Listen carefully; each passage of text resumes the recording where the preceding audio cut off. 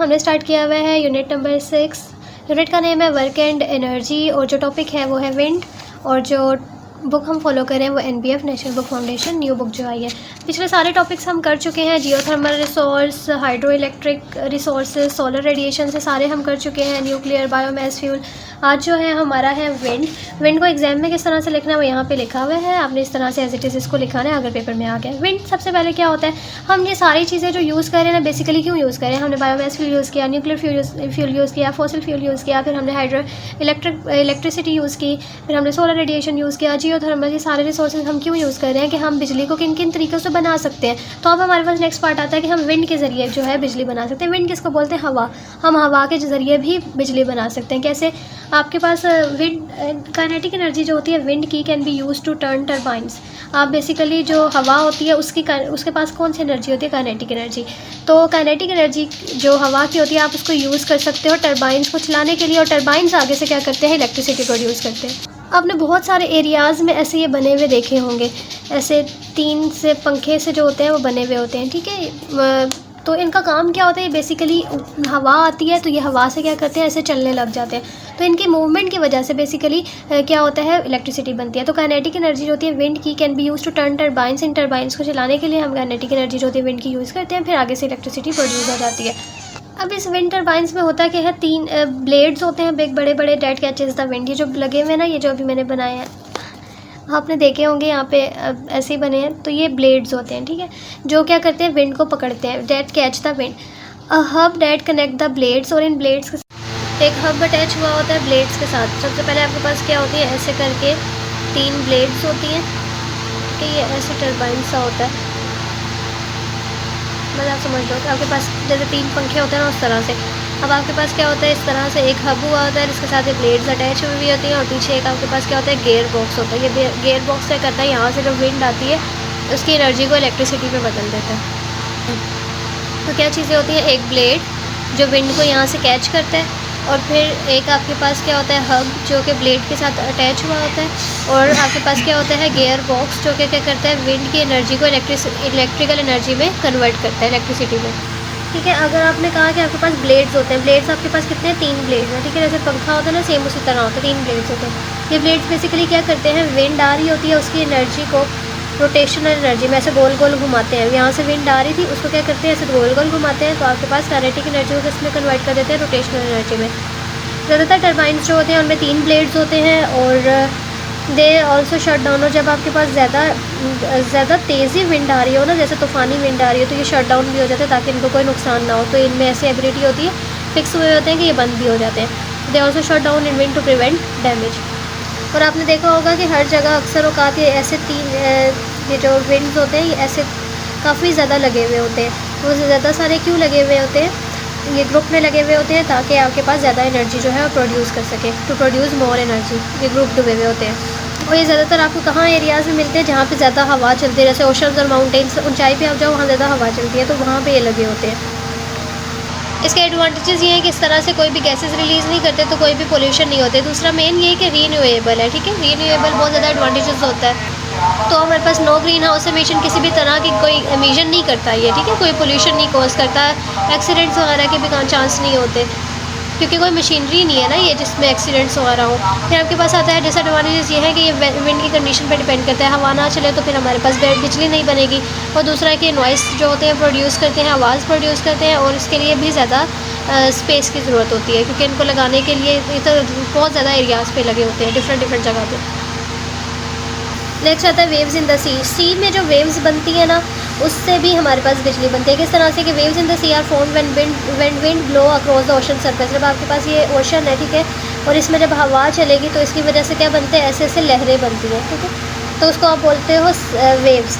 तो वेव्स जो होती है सी में are formed when wind blow across the ocean surface. जब ओशन पे हवा चलती है उसकी वजह से क्या बनती है, waves. They come in different sizes, छोटी बड़ी हर किस्म की वेव्स बनती है। वो डिपेंड करती है कि कितनी हवा चली है और कितनी स्ट्रॉन्ग चली है। वेव एनर्जी कन्वर्टर जो होता है इसको आप VEC भी लिखते हो, और छोटा सा S डाल देते हो, कन्वर्टर्स होता है बेसिकली, ठीक है। तो ये क्या होता है, ऐसी डिवाइस है जो इन एनर्जीज़ को क्या करती है, एनर्जीज से फिर इस एनर्जी को कैप्चर करती है, ओशन की एनर्जी को फिर आगे से क्या बनाती है, इससे बिजली बनाती है। आपके पास ये जो डिवाइसेस हैं ये 3 तरह की होती है। जब भी आपने कहा कि WEC क्या है, एक डिवाइस है, ये 3 तरह की होती है, पॉइंट एब्जॉर्बर, एटेन्यूएटर और oscillating water column. Point absorber क्या होता है कि इसमें क्या, अब आपके पास पानी है, पानी में ऐसे करके क्या बनती है, वेव्स। तो ये डिवाइसेस जो हैं, ये वेव्स क्या है, अप डाउन ऐसे करें। तो ये डिवाइसेस जो हैं ये अप एंड डाउन मूवमेंट जब होती है वेव्स की, उनके साथ साथ चलती है।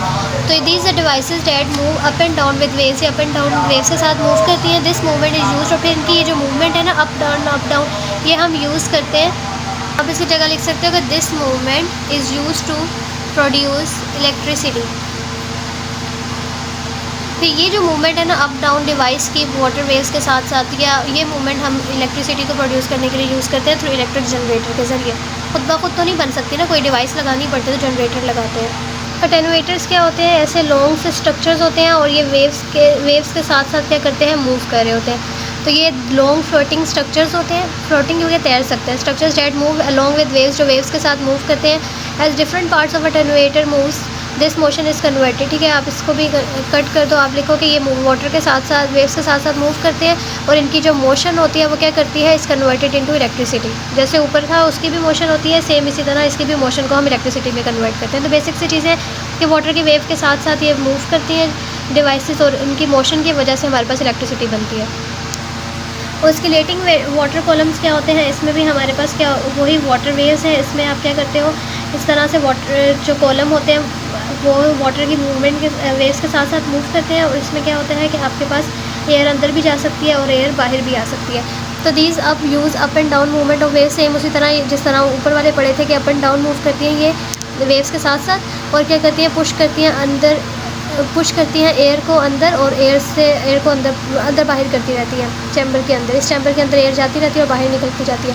तो एयर की जो अंदर जा रही है बाहर आ रही है, ये फिर आगे से क्या प्रोड्यूस करती है, इलेक्ट्रिसिटी। एडवांटेजेस क्या है इसके, ये स्ट्रॉन्गर विंड्स होती हैं, हमें एनर्जी जो होती है वो आउटपुट में हमें ज़्यादा मिलती है। They do not take up lands पे ज़्यादा स्पेस भी नहीं ले रही, वाटर के साथ साथ ही तो मूव करना है, लेकिन ये हाई कॉस्ट होती हैं, और इन्वायरमेंटल इसके इफ़ेक्ट्स भी होते हैं, जैसे फिशेज़ वगैरह पे इफेक्ट पड़ते हैं इनके। नेक्स्ट आता है टाइड्स। अभी हमने पढ़ा है वेव्स, अब हमने पढ़ना है टाइड्स। टाइड्स और वेव्स में डिफरेंस क्या होता है, आप ये देख सकते हो कि आपके पास जो टाइड्स होती हैं वो ऐसे पानी जो होता है पूरा समुद्र में एकदम से उठ जाता है, और वेव्स जो छोटी छोटी वेव्स बनती हैं। टाइड्स बेसिकली क्यों होता है, आपने कभी टाइटैनिक में भी देखा होगा कि टाइड्स बन रहे होते हैं, वो क्यों होता है कि आपके पास जो मून की ग्रेविटी की वजह से ज़्यादा बनता है। टाइड्स क्या है, regular rise and fall of sea level का ऐसे उठना और फिर गिरना। जैसे आपको यहाँ पे दिख रहा होगा, ये जो है वो टाइड्स है, समुंदर पूरा उठा, वेव्स नहीं बनती है, पूरा बीच बीच में से कहीं से पानी उठा होता है। ये क्यों होता है, मून की ग्रेविटी की वजह से। ये देखो, caused by gravitational pull of the moon और सन। ज़्यादा सन का भी इम्पैक्ट होता है, लेकिन सन का थोड़ा होता है, मून का ज़्यादा होता है, इसलिए हम ज़्यादा लिखते हैं कि gravitational pull of moon. This gravitational pull creates tides. दो मेथड होते हैं, tidal stream system, tidal range system. Stream system क्या होता है, use under water turbines in strong tidal current to generate electricity. इस टाइड्स को हम यूज़ करते हैं इलेक्ट्रिसिटी बनाने के लिए। कैसे, दो मेथड्स यूज़ करके। आपके पास ऐसे पानी आना फिर गिरना, फिर पानी आना गिरना भी आपको मैंने टाइड्स दिखाया था, वो ऐसे फॉल करता रहता है, फिर उठता है, फिर फॉल करता रहता है, तो उसी वजह से करंट बनते हैं। तो अंडर वाटर के अंदर टर्बाइंस जो होते हैं उनमें क्या बनता है, टाइडल करंट्स बनते हैं, और उसकी करंट की वजह से हम जनरेट करते हैं इलेक्ट्रिसिटी। तो वाटर की मूवमेंट की वजह से क्या प्रोड्यूस हो रही है, इलेक्ट्रिसिटी।